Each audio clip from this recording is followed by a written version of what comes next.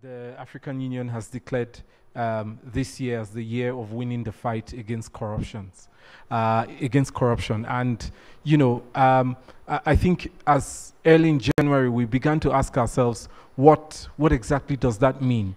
Where are we going with the fight against corruption? Because we've been fighting corruption for how many years now? Yeah. Yeah. So some of the studies that were done as a result of the theme have shown that corruption has actually increased and taken new turns and has come up with new approaches. So actually, corruption has been digitalized. It's developed. It's no longer an underdeveloping thing, if you want to use that phrase.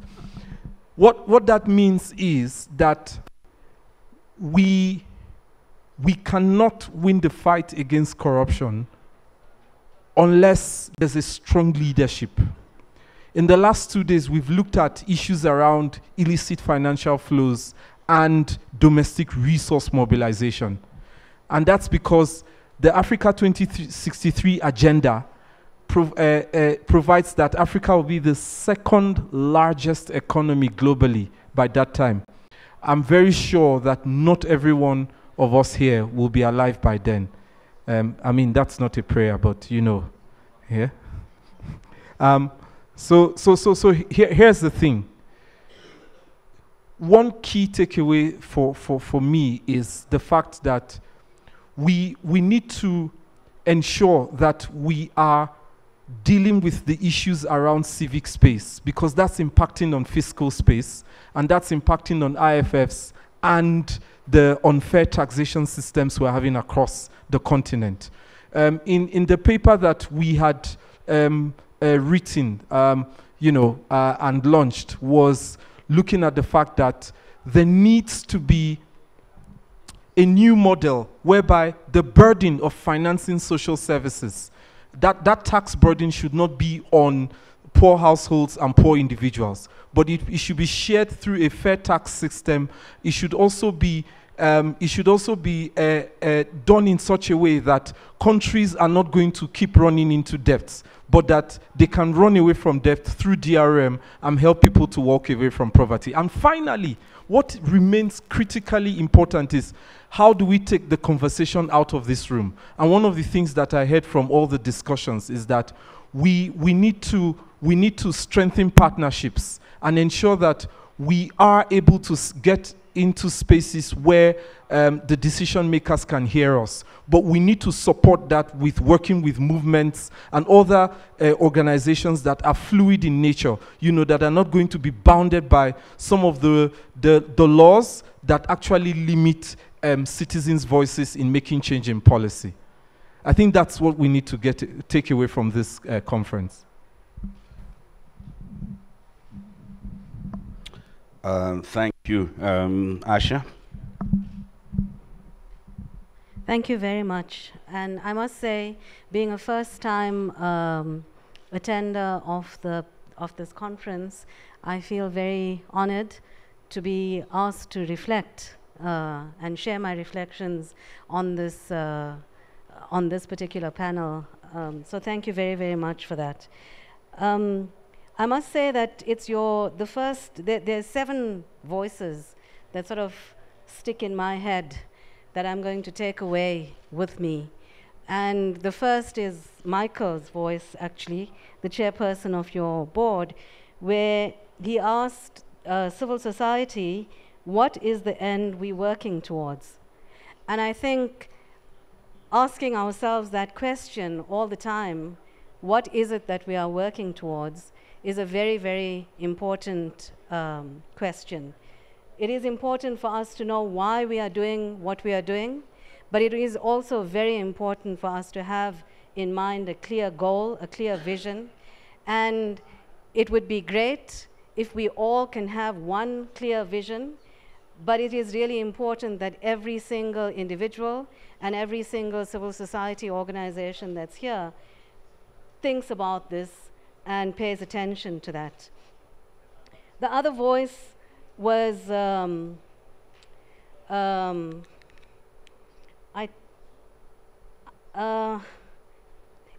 I'm not sure whose it was actually, but you will remember it when I say it, you, whoever it is that said this. Actually, I think it is you, Jamal, that all processes should feed into the Mbeki process. And this, to me, that, you know, one could, depending on where you sit, you could think that this is, you know, gatekeeping. You could say that this is so many different things, but actually what this is coordination. And this is working with the eye of the needle, bearing in mind that you are trying to get something really big into something really small. So let's make sure that we coordinate our efforts. Jamal also said that the weakest link and what we have the greatest, what is our weakest link and what is our greatest need is South-South cooperation.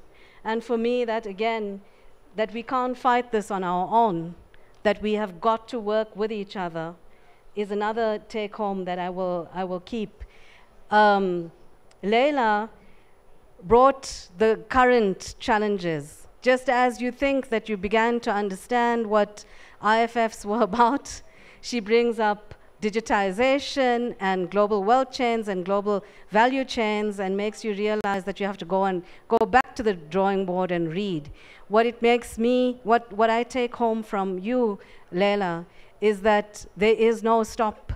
We can't stop learning. If we think that, at the moment that we think we understand this, we really have to go deeper, because we have to know that there's something coming around the corner and we have to keep at it with IFF. So that's the next thing that I take. And the accountant who was on the panel yesterday, unfortunately I didn't, oh, Joshua, I think your name was Joshua, but I'm not, Joshua, right? Jared, right. You know, I can't see where you are, but your answer to my question, where you actually put it down clearly, that it all turns on integrity and ethics, is what is the next thing that I take home. That the work that we're doing around illicit financial flows, and regardless of where we are in this process, that if we are actually going to succeed, when I say regardless of where we are in this process, I mean whether you are a lawyer, an accountant, a political scientist, an activist, someone involved in capacity building, regardless of what it is, that ultimately our success or failure is going to turn on the level of integrity that we have and the depth with which we value our ethics. Finally, I just want to say that this last session that we had brought to mind one of the most important, and that is organization. By organization, I mean having clear plans, having a strategic campaign, and really engaging with this in the way in which we, in a sense, fought apartheid. I don't know all the other battles, but I know when I say organization in the South African anti-apartheid context, I know exactly what it means. It's a huge word. It's not a small word at all. And that's the next take home, that what we actually need is substantial organization. But I would like to leave you with just one very short quote from a 19th century Lord Chancellor of England, where, and it will give you an idea as to why I think why all these take-homes are really important. And he said this, remember, he's from the 1800s, and he's a Lord Chancellor of England. And this is what he had to say. Did you ever expect a corporation to have a conscience when it has no soul to be damned and no body to be kicked?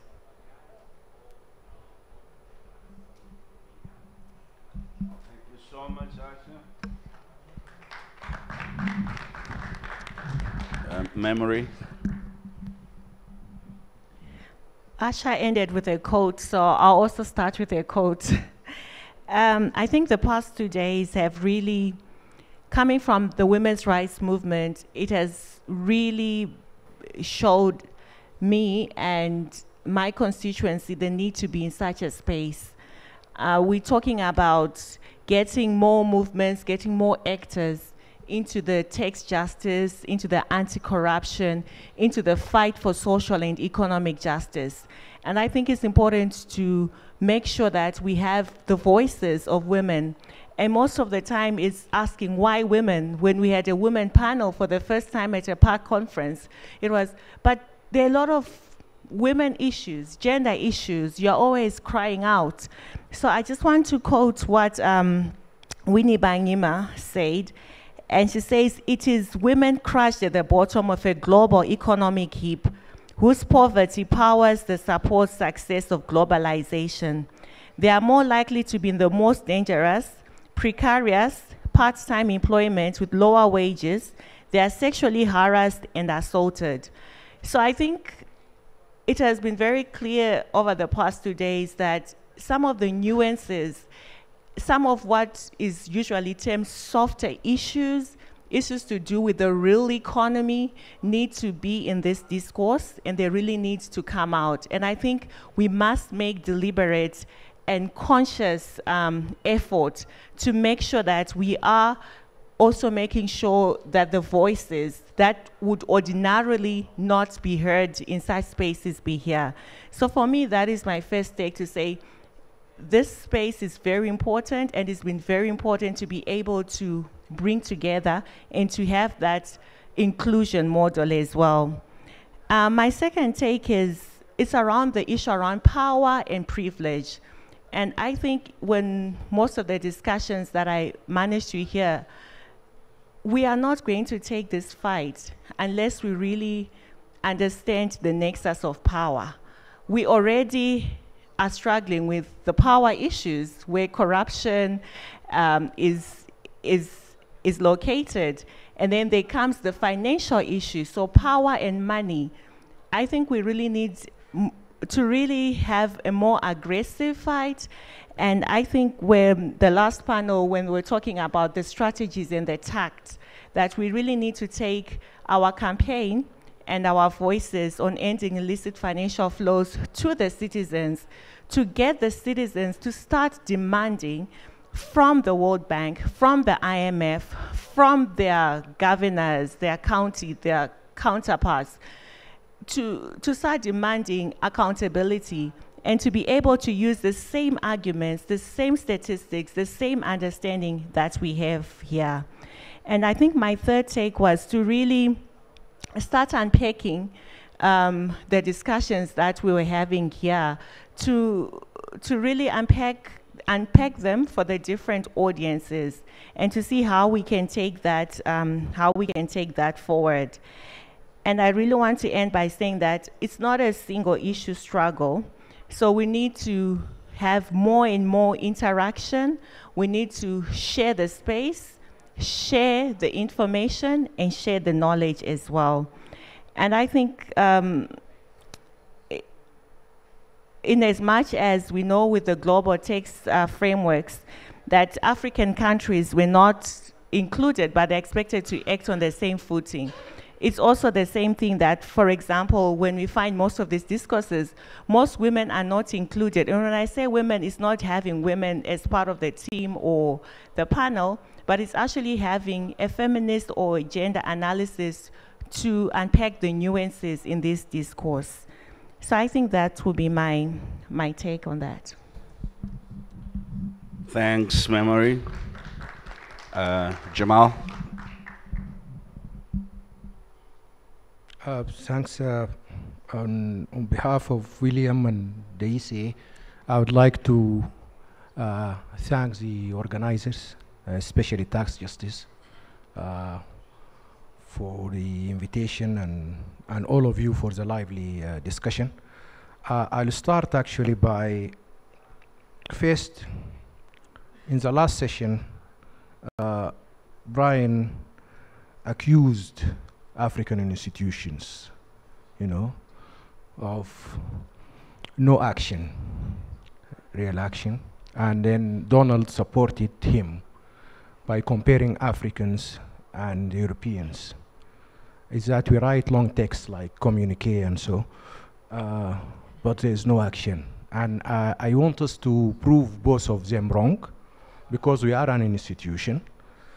of combining different institutions. And I hope that from now we look at October 2019. And what we've done, everything that can prove them wrong.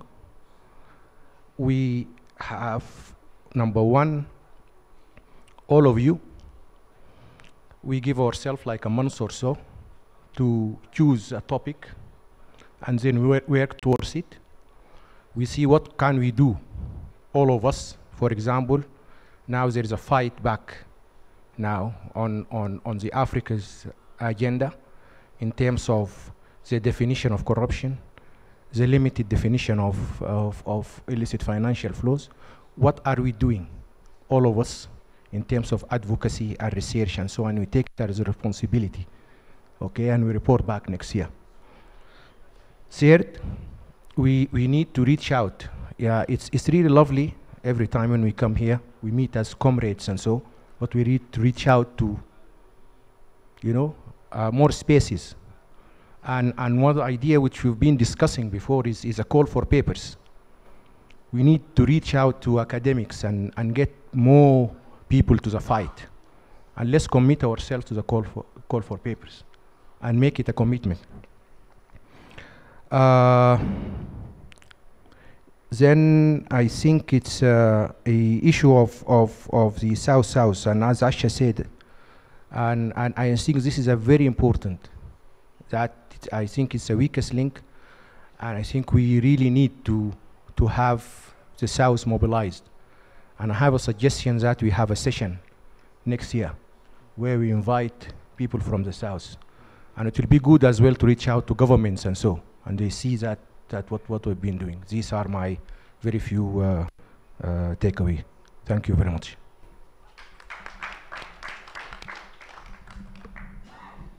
Well, thank you. Thank you very much, Brian and Gamal, and everyone else for the comments. As a young boy, Brian was talking about what do you want to be. As a young boy, I always wanted to be a DJ. And that's because I love music and I love dancing. And as a DJ, you can play the music, but you have no control of the people on the floor on how they dance and how much they enjoy the music. As the organizer of this event, as co-organizer with others, we played the music and you were dancing. And we take no responsibility for your dancing skills. I think for me, this has been a festival of ideas. We have, I think, learned a lot from each other. We have shared different ideas, our different experiences and backgrounds. We have disagreed on different issues. And in essence, that is actually the purpose and the vision, as I said in the beginning, opening remarks, and the purpose of the Pan-Africa Conference is to provide that space where we can generate and share ideas. So the first point I would like to say is that I think that we should not underrate the value of narrative and shaping narratives. If we look at the history of the continent and remember that in the 80s, during the time of the structural adjustment program, there were a number of things for those that were part of that struggle. We disagreed with the principle of the narrative. But the many activities and things that our governments did were informed by a very simple narrative. And that's the narrative that a big state is ineffective and it's bad. We need to reduce the state, the neoliberal philosophy. And as we discuss the issues of illicit financial flow, and as we live here, I think we need to recognize that shaping the narrative around illicit financial flows is very important and is a long process. So the time we spent discussing about the definition of illicit financial flows, should we include tax avoidance or not, is not wasted time. It's a very, very important, I think, process that we all need to go through to shape the narrative of this issue. Secondly, I think that, and here I would like to quote Chimamanda Ngozi, be aware of the dangers of a single story. The struggle on illicit financial flows is not going to be won in one space. We have to think strategically and be aware that there will be struggles on the streets, there will be struggles in the boardrooms, there will be struggles in universities, there will be struggles and fights online. And we must be prepared to engage in all these spaces. So just to reemphasize the point that Memory was making, is that we need to take this conversation further than these spaces. We need to think bigger. How do we bring in trade unions into this space? How do we bring in gender activists and feminists into this space? How do we bring in students, academicians, members of parliament? I think it's through this way that we can be able to win the struggle, recognizing that we are playing in a field that is very skewed. There's no level playing field. As we speak today, those that are responsible in designing how the structures of the international financial system are those that are benefiting most. So we need to be creative and innovative in terms of how do we engage in those spaces where already we are entering in a disadvantaged, from a disadvantaged position. The other point I would like to add is that, of course, recognizing the challenges we face is also important to celebrate the achievements that we have made.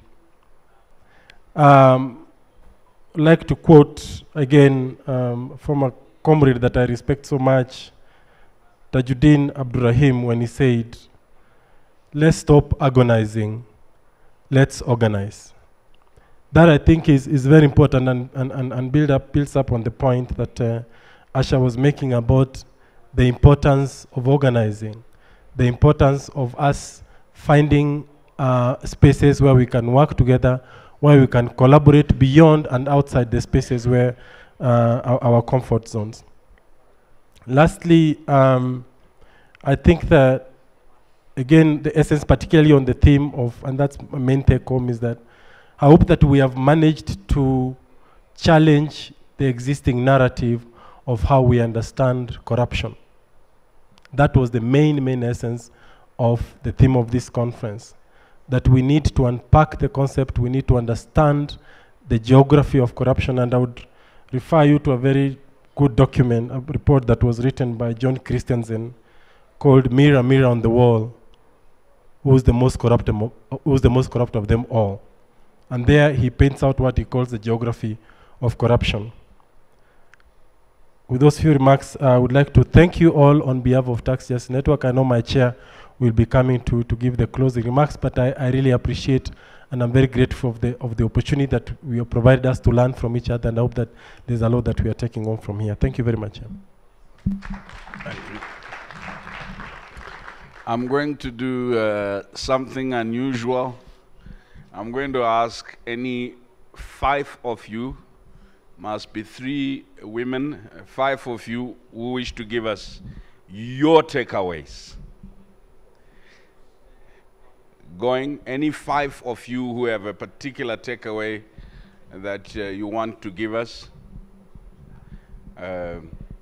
When I was in the Students' Union leadership, we had only one female leader, and she was very small. So she came one day, we were afraid to go and demonstrate against the dictatorship.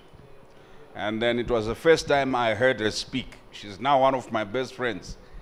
And she said, "Comrades," with a very small voice. And everybody kept quiet. And then she says, "I can see fear in your knees." And then, of course, patriarchy, does not like to be associated with fear. And the fact that here's this tiny woman saying she can see fear in our knees, not even our face. We all went to town. We are thankful, grateful to Norma because she could see fear in our knees. Anyone with a particular takeaway? If there's none, it's okay. It's not a crime not to speak in Africa. Yes, my sister. There are two sisters at the back there. Anybody else? Okay, please go ahead.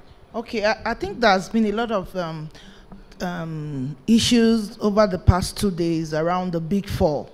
So I also think simply that come next next meeting, they should also be invited, just like one of the panelists now spoke about bringing on board some other actors like the government. I think those representatives from the Big Four, that's the EY, the PwC, and the others, also need to be in the table to also listen and also begin to make a change and know that it's time to re-strategize and do things differently. Thank you. Right behind you.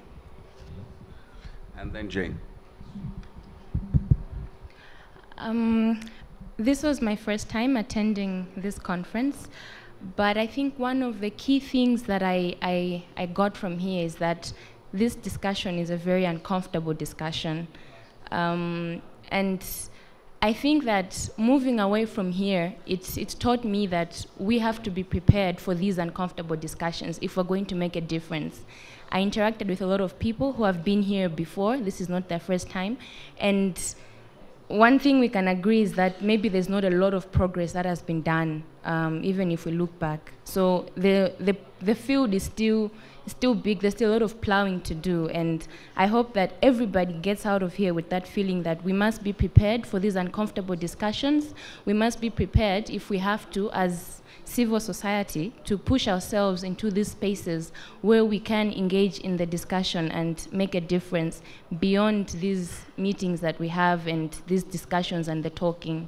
So I look forward to seeing a discussion of action next year and seeing how much we have learned translating into change in our communities and in our countries. We're Jane at the end there.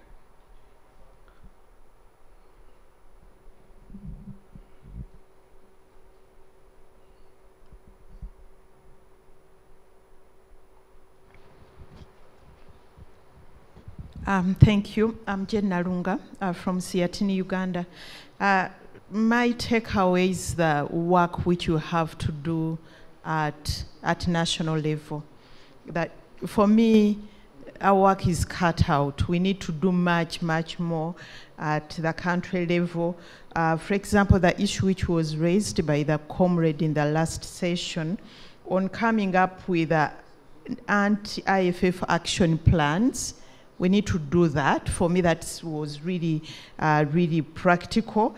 And then also building capacity of our national authorities to understand, how exactly IFF affect the country, what they are, and also the whole issue of the narrative, having a common understanding at national level on the narrative around IFF. So our work is cut out at the national level. And I think next time, like my sister was saying, next time when we come back, let us look at the steps which we have taken on a number of key issues at national level and also at continental level. Thank you. Okay.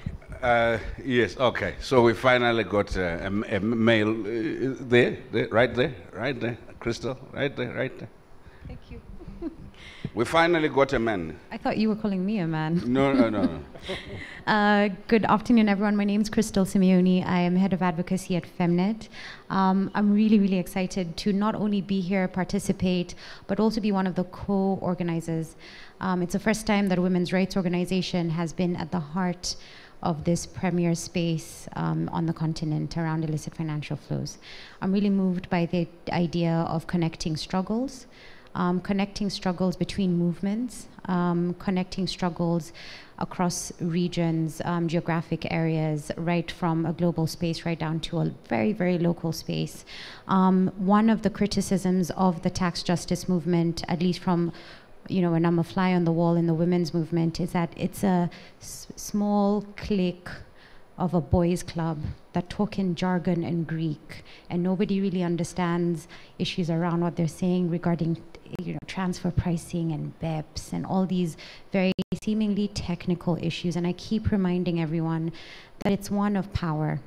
It's a power imbalance. It has technical aspects to it, yes, but it's really who gets to say where our money comes from and how it's spent, and who controls those decisions. So I think a challenge is the women's movement is now making inroads into the space, but there's so many different movements that need to be here. The open data movement, the disability movement, the unions are already here. There's so many other movements that need to intersect with the space because it affects all of us and the quality of our lives as African citizens, and bedrocked on a very Pan-African underpinning, I think, is extremely important. And so I'm so proud to be here. I'm really looking forward to next year's PAC, and we're definitely going to be part of it in the same strength and passion. Thank you, Crystal.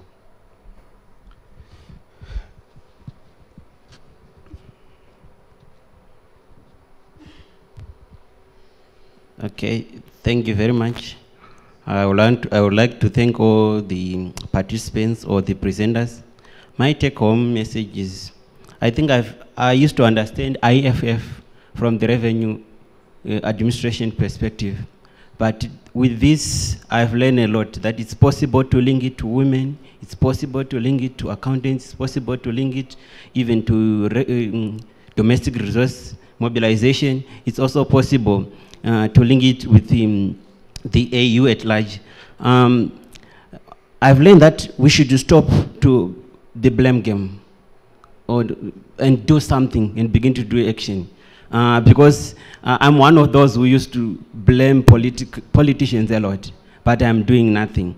Then another one is a reality check. Now that I've attended this, what is that I'm going to do about it?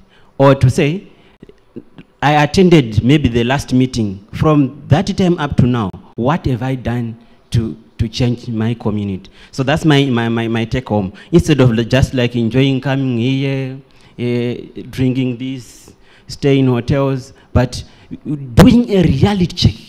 What have I done? Who's finally gathered courage? My sister, I'd like to thank you. You know, I like the use crossover of French-English. The best word that French-speaking people who speak English taught me, my late brother Semnyambi, was he said, Brian, I'd like to responsibilize you. Thank you for responsibilizing that man. Okay, thank you, Brian. My takeaway is that I've learned that there are many key players in perpetuating illicit financial flows and corruption. But equally, there are also many players who can come together in the fight against illicit financial flows and corruption. And in that equation, where do I find myself?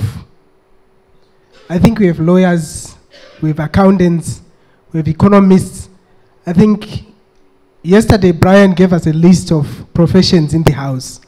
And what is our role and responsibility as individual professions in the fight against illicit financial flows? Then the other issue is that illicit financial flows and corruption are a common challenge across the African countries. And amongst them, we also have tax havens. But we don't have a common solution to the issues that are affecting us as individual countries. So what is it that we can do as civil society organizations, as academia, in order to harness the information and knowledge that resides in our continent in order to fight and curb illicit financial flows in our respective countries? Thank you. Colleagues, I think at this stage it deserves that I stand first to salute those who organized the meeting. I know they will be thanked formally, but why don't we give them a pom-pom? Their first great achievement was to invite intelligent people like you.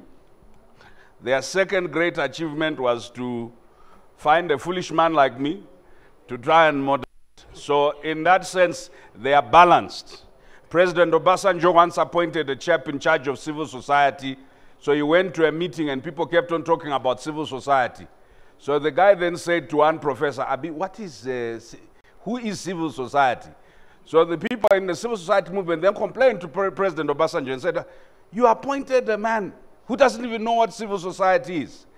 And OBJ then says to them, if I had appointed a capitalist, you'd say, Baba appointed a capitalist. If I had appointed a communist, you'd say, a socialist. He appointed his own friends. I appointed a man so innocent to the point of ignorance so that you can fill him with knowledge. Thank you. Sometimes innocence is not a bad thing. I have my own takeaways, and so you were looking too serious. There is a contradictory relationship between Africans, old and young, with wealth. We resent it in the one ilk, and we admire it. That's why we follow celebrities who wear bling bling, drive big cars, and we ourselves in the NGO movement also like the big car thing. It's not only because we're dealing with the adversity of potholes, it's also we're dealing with the elevation of status. So that reality is an interesting. We have a contradictory relationship with primitive accumulation and consumption. And that relates to success. I wanted, though, to caution, when I watched the documentary about the South Sudanese, I wanted to remind you of Dereje's warning, and that relates to narrative. We must not, in doing some of this great media work, forget that Afrophobia, xenophobia, and Afro-pessimism is generated by the caricature that allows the conclusion to be, look at these Africans. And Dereje said, don't focus on the pickpockets and forget the grand robbers and the pirates. The people who own mansions in Mombasa, who packed off all that land, who are foreign and not the Garangs and so on and so on, or not even the South Sudanese. Nobody has done an investigation on them. The people who are mining off the continental shelf, there's no investigative piece on it. Nobody will watch. So the average person who sees the documentary will think every South Sudanese is part of the problem. And I'm not saying don't do the documentary. I'm simply saying marking and caricature arises not out of bad intentions only, but sometimes also out of good intentions. If we can balance instances of persons who are not from the global south, the Chinese, the South Sudanese, let's find others, because if it was only the South Sudanese and the Chinese on our continent, we would have solved IFF. There are certain people who, because of historical racist conceptions of which people are good, which people are criminal, which people are ethical, have never been investigated. That's why when people who are black were attacked in South Africa, many of us said it's not xenophobia. Xenophobia is the hatred of foreigners. It's Afrophobia, because the people who were attacked are people of color. So I just wanted to caution us that in our narrative on IFFs, let's keep in mind that whatever we do can be spun in media terms and used to extend the caricature that Africa is its own worst enemy. Hence Dereje's warning about schizophrenia in dealing with the African state. He was not saying don't criticize it. He was not saying don't hold it accountable for the impunity that Don was talking about. The other thing is intelligence. We don't have intelligence sources. I don't mean mental intelligence. Intelligence sources for gathering information. For two reasons, I wanted to suggest to you that you didn't mention it specifically, but it's part of my takeaway. How do you gather intelligence about financial transactions that are shady? Who controls the institutions that gather financial intelligence. We can discuss it next year. And multiple struggle, multiple spaces has been talked about. And how not to depoliticize the IFF narrative, even when we're talking about very technical issues. I would sit down in calling Michael by saying, memory is a terrain of struggle. Memory is a terrain of struggle. If you build amnesia about why historically we landed here, you may end up with a narrative of struggle that begins now. And I just want to encourage you to, and the last one is, from the time I began conscious, I learned a word called solidarity. I know we didn't use that word, we used South-South cooperation. That's the less political component of it. South-South cooperation suggests that we are cooperating. The collective struggles of the peoples of the South was framed in solidarity. What hurts people in any other Southern context hurts us. Tracking down the multinational in all Southern context is important. Those were my takeaways. And I wanted to then take the opportunity, because if you are a moderator, you can take license to say almost anything stupid. The only reprieve that the organizers have is not to invite you the next time they have a meeting, which may be too late. Donald Dare said to us, there's an African financial architecture. How many in this room, other than those of us who were involved in the drafting process, how many of you in this room knew about the African financial architecture? All the institutions that Don talked about. Can I just see show of hands? And that just shows you part of the challenge we have. The African financial architecture was ready for launch in 2008. Nothing has happened. And that's part of the challenge. Today we now want an African tax or African IFF architecture. We must diagnose why have the others not worked. Michael, because this was not about speech giving but takeaways, I'd like to call Michael, who's the chair of Tax Justice Network Africa, who asked the difficult questions at the beginning, to come and give the difficult answers at the end.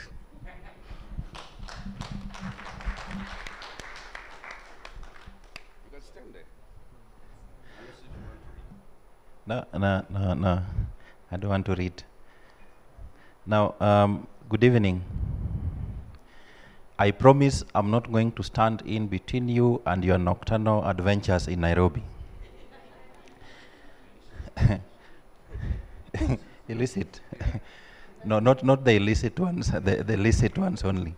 So my role here is just to give a few remarks in closing, which means I'll combine my remarks with also a sense of appreciation of what we have done.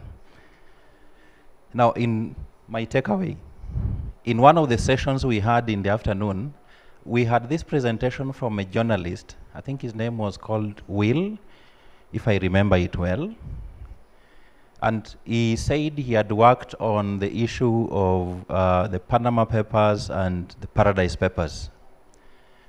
And when he was invited to go and explain some of these issues to members of parliament, I think it was in Western Africa, and he started telling them about, tax havens, secrecy jurisdictions, very nice islands small islands where people hide their money. At the end of the presentation, the members of parliament, in an informal discussion, tried to understand what he had been talking about for a very long time. And their conclusion of it was, these tax havens must be very nice islands where we can go for holiday. And that was their conclusion of the entire issue. I think the point he was trying to make is that sometimes we may think we are making steps forward, but actually we are making steps backward. And we have to be alive to that fact that some of the issues we are dealing with in illicit financial flows are fairly technical, and we have to find a way of making them real, to the people that we are dealing with. Now, the theme of this conference was corruption, a focus on corruption, but how it links to IFF. And I think there is no better country that would have hosted this conference than Kenya. How many of us are Kenyans? Don't abandon your country at the hour of need. Those of us who are Kenyans, we know that when it comes to Thursday, since for the last, I think, 3 or 4 months, when it comes to Thursday and Friday, most senior government officers don't go to the office. Why? Why don't they go? Yes, for fear of arrest. We have had a trend, because we have a renewed fight on corruption in Kenya, we have had a trend where senior government officials are arrested either on Thursday or Friday, so that they stay in police cells from Friday to Monday. So most of them these days go to work from Monday to Wednesday. I think it is a commitment by the Kenyan government that we need to fight corruption, and we need to appreciate it by passing a very strong message, not just to the Kenyan government, but also the rest of African governments, that we support the renewed war on corruption in Africa. Secondly, we also know that illicit financial flows and corruption has a link. A few weeks ago, I was attending a conference. I think we were in that conference with Asha. And there was this very interesting lady, and this is my final comment, by the way. There was this very interesting lady which I found her comments to be very useful. And the argument was, in the civil society, not in the civil society, in the ongoing debate on illicit financial flows, there is the argument that we should focus on setting up a UN tax body. And then the other is that we need to challenge the existing institutions within, of course, the OECD. And he presented a very convincing argument that sometimes it may make sense to work within existing institutions and try and change them from within. It may work, it may not work. But it may be a shorter route to solving a much bigger problem than if you were to think of creating an entirely new institution. I think it is a debate that is still open out there. Most of us believe that the United Nations is the best arena for dealing with tax issues and also illicit financial flows. But there is also the counter argument that, of course, we also have to bear in mind. Ladies and gentlemen, when we came here, I'm sure all of us had fixed ideas. We had our opinion about what the conference was about. We had our own perspective of what we are coming to get out of this conference. I hope